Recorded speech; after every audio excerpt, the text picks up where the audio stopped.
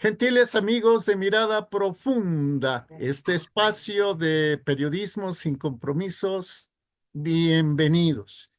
Su servidor tiene el placer de presentarle a la maestra en comunicación, próxima doctora ya cuestión de semanas, la maestra Claudia Pérez Flores. Le damos la bienvenida. Maestra, qué gusto.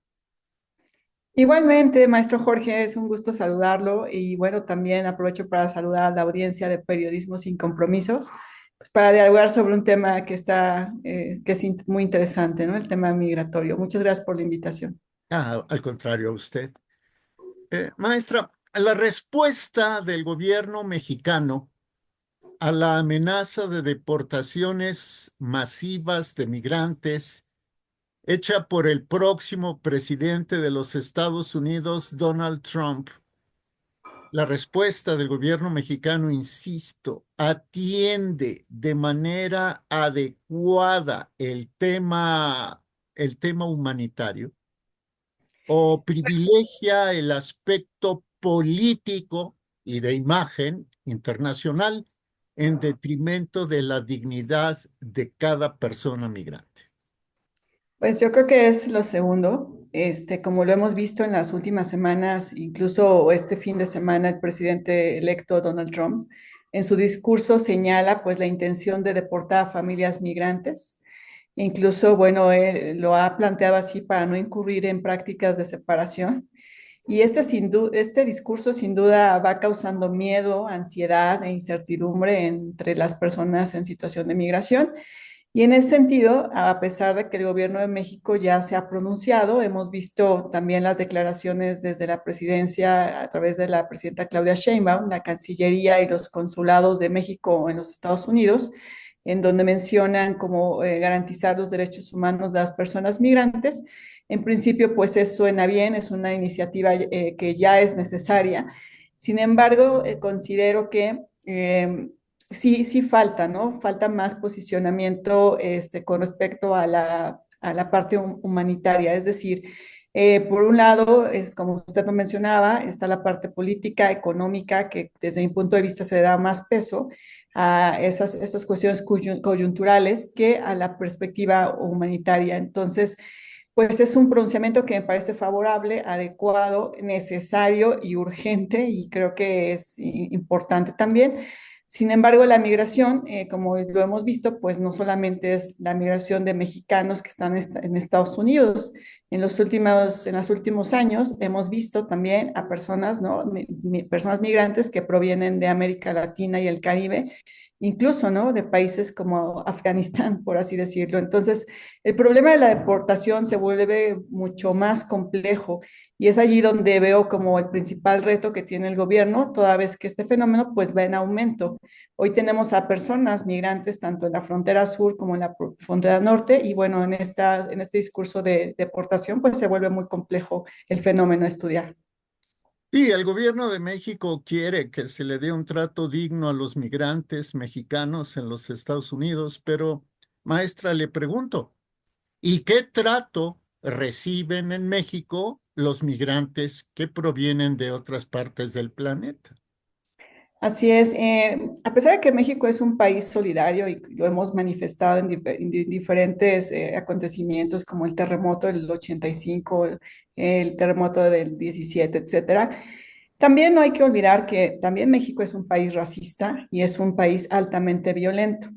Las personas en situación de migración se enfrentan en su tránsito por México a manifestaciones de exclusión, de racismo, de xenofobia y diversas formas de violencia de todo tipo que no abonan a la interacción positiva de la migración. Y es muy paradójico porque la violencia de la que huyen de los países de origen, pues es la misma que se va replicando a través del tránsito desde la frontera sur hasta la frontera norte. Entonces, creo que ese es uno de los principales problemas, ¿no? La violación a los derechos humanos de las personas migrantes y la violencia a la que se enfrentan de manera constante.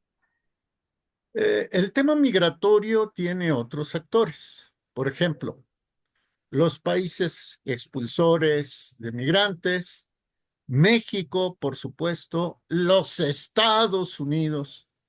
pero su servidor no ve que haya una coordinación real y un interés real de tener esa coordinación. No sé usted qué piense. Sí, totalmente de acuerdo, maestro. No hay como ese interés, esa cercanía, pues sí, sobre todo el interés por dialogar. Entonces, tal vez incluso el fenómeno que estamos presenciando tiene que ver más con la cercanía que tenemos entre México y Estados Unidos por esta relación comercial. Y creo que el tema se está situando desde una perspectiva binacional. Sin embargo, como bien lo comenta, pues el fenómeno migratorio que atraviesa por México o que está en tránsito por México, pues involucra a diversos países, ¿no? Que provenientes, por ejemplo, de América Latina y el Caribe.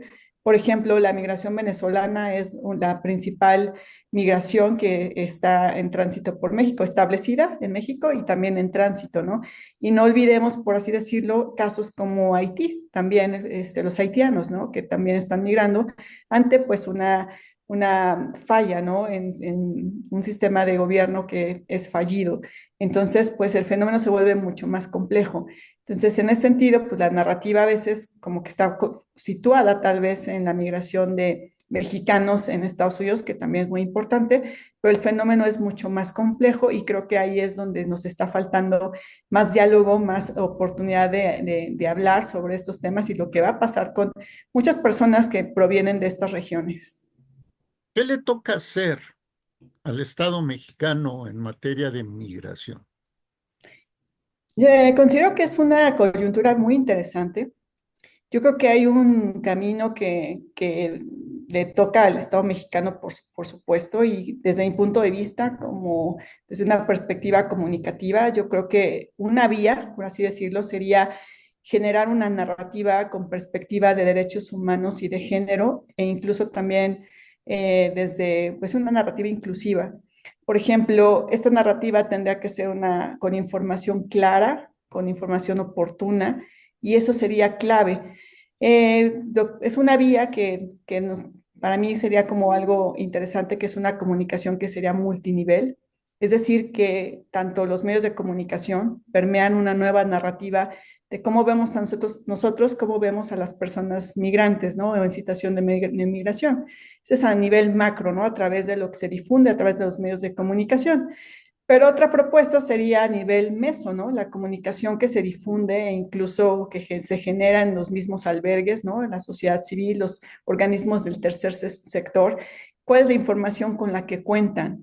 Y tal vez, pues, en la parte micro, ¿no? Es cuál es la información que nosotros como ciudadanos también tenemos y que la persona, sobre todo la persona migrante, tiene acceso. Y esta información, de la misma manera, tiene que ser clara, tiene que ser oportuna y a veces es de lo que se carece. Ahora, esto es un reto mayúsculo, toda vez que pues estamos inmersos en una infodemia, ¿no? Donde hay una abundancia de información, de noticias falsas, de inmediatez. Entonces, yo creo que la comunicación que se sitúe, se coloque, tiene que ser clara, efectiva y que le ayude a la persona en situación de migración a estar enterado sobre lo que sucede, ¿no? Ahorita como que sí están estas amenazas de deportación, esperemos que no se cumplan, por supuesto, pero la información va a ser clave para las personas en situación de migración y también para nosotros como ciudadanos, ¿no? Para tal vez ser empáticos y ir construyendo también lazos solidarios. Considero que incluso este tipo de información para la persona migrante pues tendría que ser desde dónde encontrar un refugio, cuáles son la violación a los derechos humanos, qué está pasando, por ejemplo, cómo saber si la información que me está llegando es verídica, a quién acudir en caso de una emergencia. Entonces, creo que también el discurso tendría que ir encaminado hacia la protección de derechos humanos de las personas en situación de migración. Y lo que hemos visto es que está más situado en la parte comercial, en la parte política, que también es muy importante. Sin embargo, creo que se deja un poco a la deriva, ¿no? A la persona en situación de migración, no nada más a los migrantes mexicanos, sino también a los migrantes provenientes de estas regiones de Latinoamérica y el Caribe. Y con el agravante en México del accionar, me atrevería a decir, genocida de los grupos de la delincuencia organizada. Sí, es lamentable que, como lo que mencionaba, ¿no? Lamentable y paradójico que de la violencia que ellos migran desde su país de origen, se repite una y otra vez desde diferentes formas de violencia, desde la extorsión, por así decirlo, el secuestro, desde la frontera sur hasta la frontera norte, ¿no? Incluso hay migrantes que narran que lo más difícil de llegar a Estados Unidos es pues justamente atravesar por México, ¿no? Ante estos grupos criminales de la delincuencia organizada que los despojan y que pues a veces es como todo muy orquestado, ¿no? Les quitan el dinero, son situaciones muy adversas y complejas de entender. Por lo tanto, México es un país violento para los migrantes. Sí, sin duda. Y son diferentes tipos de violencia, ¿no? Hay una violencia también simbólica, tal vez, que no se ve y no se manifiesta de manera tan latente, pero que existe, ¿no? En la narrativa, que a veces está también alejada de lo que vive en el día a día la persona en situación de migración. Es decir, dónde encuentra albergue, cómo va, cómo es su tránsito, la seguridad que se le tenía que proporcionar, etcétera. Entonces, pues es algo complejo que estamos presenciando, sin embargo, pues incluso yo lo podría denominar como una crisis civilizatoria, ¿no? Crisis humanitaria la que estamos viviendo y pues el panorama prácticamente no es tan alentador considerando pues las declaraciones que Donald Trump está haciendo, ¿no? Maestra, muchísimas, muchísimas gracias y ojalá y se repita. Claro que sí, yo le agradezco mucho y bueno, pues gracias por la invitación. Ha sido la maestra Claudia Pérez Flores y también le damos las gracias a usted porque, como siempre decimos, nos ve, nos oye y participa. Hasta la próxima.